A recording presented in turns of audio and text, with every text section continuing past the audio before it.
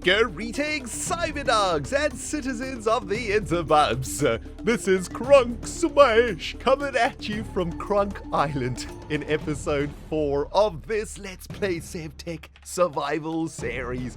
Welcome back, guys, to this magnificent little island that we discovered in the last episode. Oh man, I am so excited about recording today. The sun is rising. We have got a ton of work to do. The end of the last episode, a creeper blew up and I went to bed. I really wanted to record a little bit more, but it was very late at night. And, well, we're starting again nice and fresh this morning. Got myself a delicious cup of coffee over here, in the mood to play some Sevtech with you guys. Super excited about this little island that we discovered. Of course, we ventured across this little lake on our raft in search of a safer place to live. We found a beautiful little island over here, which we have now named Crunk Island. It is occupied by a friendly bear called Yogi, and this is where we're going to be making our very first main home here in the Sevtech series. So welcome, everybody. Sit back and relax. Hope you got a tasty beverage, crunchy snack. It's modded Minecraft time, or should I say, it is Crunk Smash time. And, well, let's have a quick look at our advancements menu, see if there's anything that we can try and achieve for ourselves in today's episode. Looks like we need to unlock the fire things over here. I guess we sort of skip this one, which we can do quite easily to get ourselves a fire pit. And we need to make this thing, the grinder and a bladder of nothing. Which is like a fluid bladder or something like that. Okay, the grinder is going to be really good because last episode we found some dragon bones over there, and in order to trade farmland with the villager back at the village that we found, we actually need to get some bone meal, and I'm guessing we can probably get some bone meal from the grinder. So we got a couple of very interesting things to do today, guys. It's going to be pretty awesome. Now, I don't want to think too much about following the advancements as set out in that menu.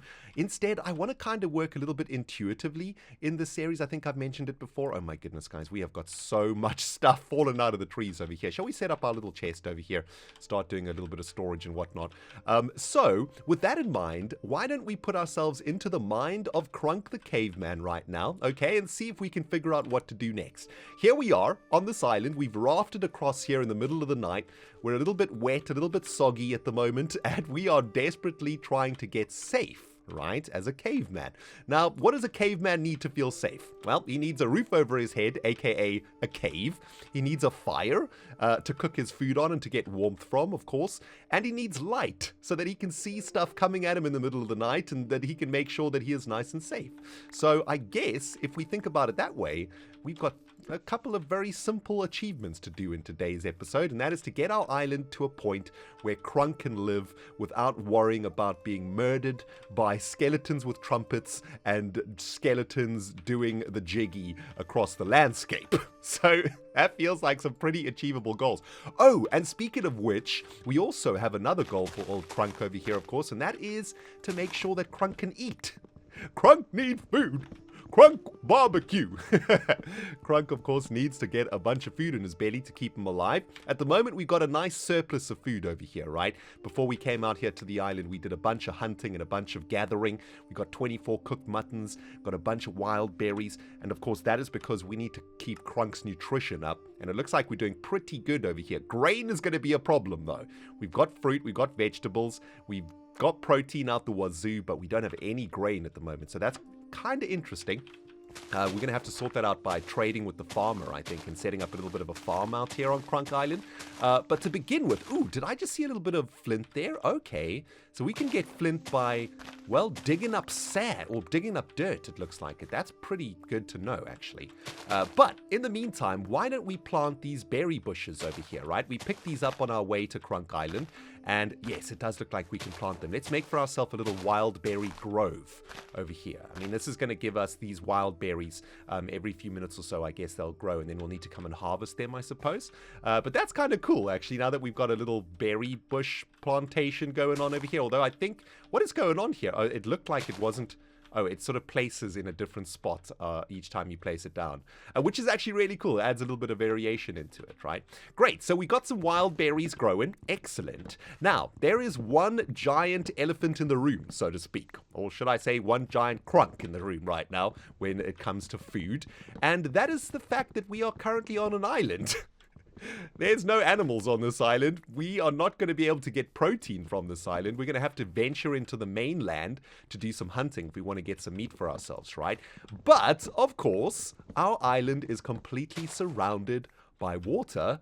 And, well, in water, we've got fish. And as we have already discovered, this spear is pretty good for spear fishing. Yep, look at this. We've got a whole bunch of fish in the water here. So Crunk can actually come and do some proper fishing over here. Very nice. Get in my belly, salmon. But there is actually a way better way for us to get fish in Sevtech, which I think is going to be one of our primary goals for the start of this series also. If we go over to our advancements, do we actually have any of it revealed over here?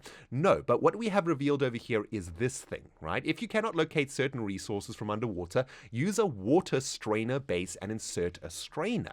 Now, I was having a look at this, guys, and take a look at this. I've discovered something pretty cool. So to make the strainer, we've got to make all of this stuff using wood, and it's kind of easy. We've already made a chest, but we have to make a whopper MK2, which is made out of a wooden hopper, some cobwebs, and some bark.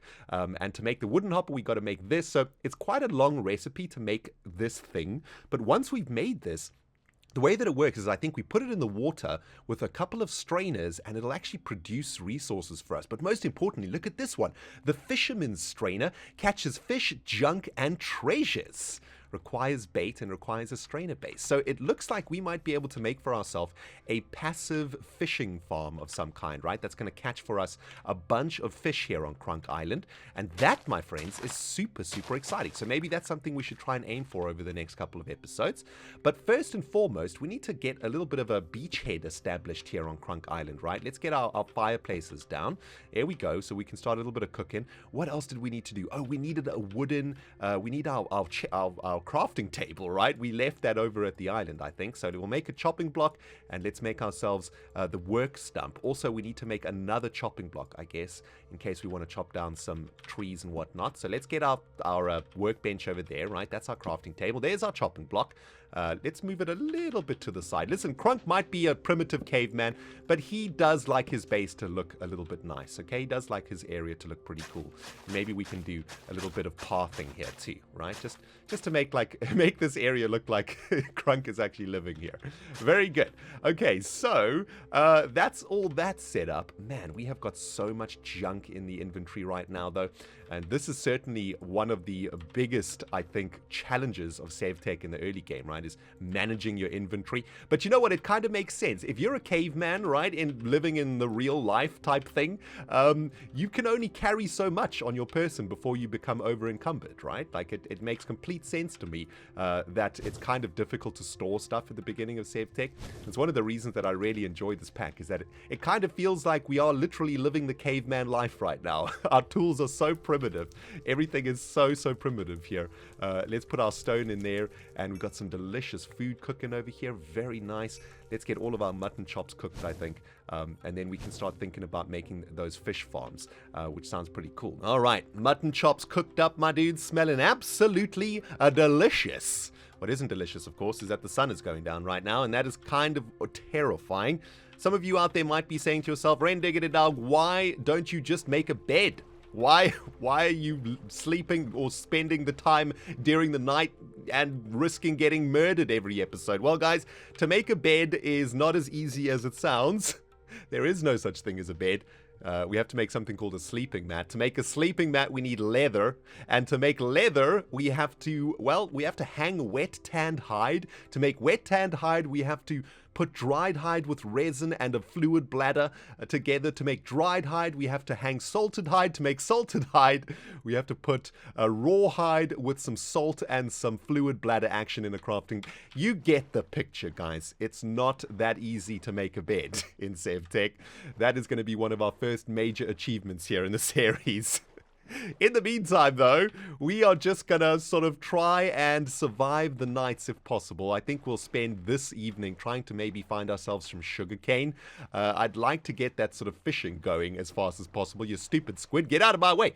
Krunkk Island looking a little bit lit up there. We've brought civilization.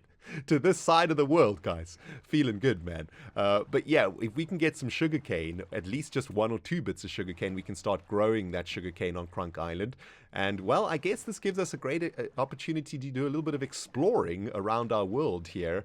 It is absolutely beautiful, except for the rotten zombies trying to kill us and the rabid wolves on that side. Ooh, there's a little bit of a cave system in there. That looks kind of curious. Maybe we can explore that. And, well, as we come around the corner, I'm not seeing any sugarcane whatsoever. I'm just seeing zombies coming out of the darkness all over the show. And even though this area is absolutely gorgeous, it is also kind of terrifying, isn't it, guys? I guess we're just going to have to follow... Ooh, there's chickens over here. Ooh, that's interesting. They're running away from something, though, it looks like it. Are you chickens okay? Is there something horrible up there? I guess we just have to follow this meandering river until we can find some sugarcane? Is sugarcane even a thing that you can find in Sevtech? I don't know. Crunk smash! Crunk find sugarcane! Crunk pleased! Oh man, well, it's definitely been quite a long meander, guys, to find this sugarcane, but finally we've managed to find, what is that, 6 sugarcanes? That's going to be enough to start ourselves a little bit of a sugarcane farm on the edge of our island, I think. In other good news, though, on this journey, I've definitely spotted quite a few interesting things. Quite a few different animals are out here. We've got a little herd of pigs. We got some cows, some chickens and stuff out here. Yeah, we got some cows and whatnot.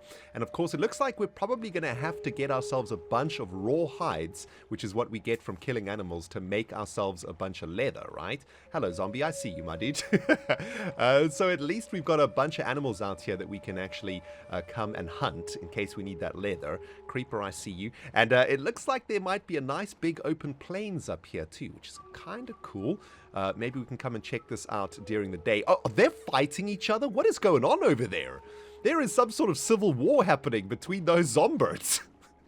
Wow, those dogs want to get involved too. Guys, Sevtech is a very scary place in the early game, isn't it? This world is filled with peril for all of the creatures. I mean, it looks like the zombies want to murder each other. It looks like they're not happy with each other for some reason. Oh, that one's just jumping out of trees. Guys, let's get ourselves back to Krunkk Island ASAP, please. This place is starting to freak me out. Oh, the welcoming lights of Krunkk Island are ahead, guys. That is feeling real good, actually, coming all the way home to our little beach area. Nice. Mission successful. We managed to get ourselves some sugarcane, which is awesome. I guess we should just plant the sugarcane and start letting it grow over here, right? We can start a little sugarcane plantation. We got 6 of these. I don't really know how much of the sugarcane we're going to need, but to make one of those nets, we need, what, 8 sugarcane or so? So that's going to go a long way to helping us get some of that fishing going. It looks like the island is kind of safe right now. Not really seeing any action over there. No mobs and whatnot. And it looks like some of our berry trees are ready for harvest also, which is fantastic. The one thing that is not doing very good right now on Krunkk Island is light, right? Our light situation right now is looking absolutely terrible. So why don't we focus on getting a little bit more light on the island while the sun is down? And what we'll do is chop down a few more of these planks into sticks, and we're going to turn our light sources, which currently are these very cool looking torches, which is literally just a stick with some twine wrapped around the end of it. I suppose just like you would make in real life, right? We're going to turn these torches into a little bit more of an advanced light source, and we are going to make something called a tiki torch, which is really cool. I mean, this, in my mind, is exactly what you would do, right? If you were wanting to take your light situation to the next level in the wild, you would have a little torch like this, and eventually you would make a nice big torch like this, right? Which is a totem torch, I guess, is what they've called it. It's actually a tiki torch, though, in my eyes, and I suppose what we can do is we can plonk our tiki torch down over here. Yeah, that's fine. We'll stick it on that log, and that's going to give us a nice bit of light here over in our base area. And what we should probably try and aim to do is cover this entire island in tiki torches, right? Try get the entire place lit up so that we are completely safe from the mobs during night. I mean, I guess our goal right now is to make our island 100% safe during the day, which of course it will be, and 100% safe during the night. because as we have seen in this episode, it's very difficult to make a bed. And the only way that we're going to be able to survive the night, consistently anyway, is by having a nice, safe place to live. And for some reason, this is not working because I am a fool. We need to light the torch before we can actually turn it into a tiki torch. So let's light those unlit torches on our fire over here. Beautiful. And then we should easily be able to make a little tiki torch action over here. There we go. Boom. Crunk, smash out the torch. Beautiful. And this one can be the torch for the grove, I guess. There we go. Looking good. But yeah, while that sun is down, I don't really want to venture any more in that direction over there. So let's just hang out here on the beach. Let's look into making a grindstone or a grinder, right? Because that's something that we might want to do. Oh, to make a grinder, we're going to need stone. Interesting. This actually opens up the next thing that we need to do, I think, which is going to be to make a kiln.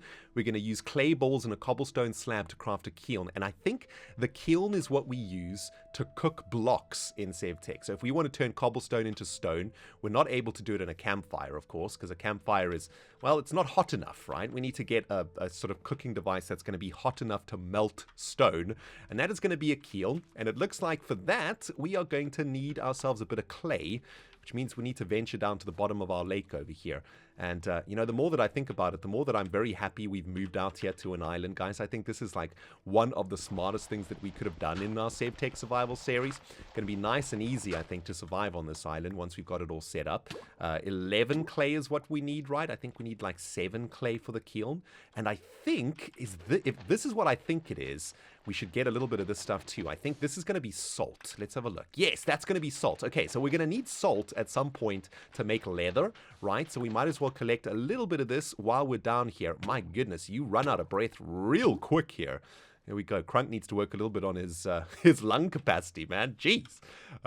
Okay, good stuff. The sun is up. Yes, we survived another night. This is such a beautiful spawn that we're on, guys.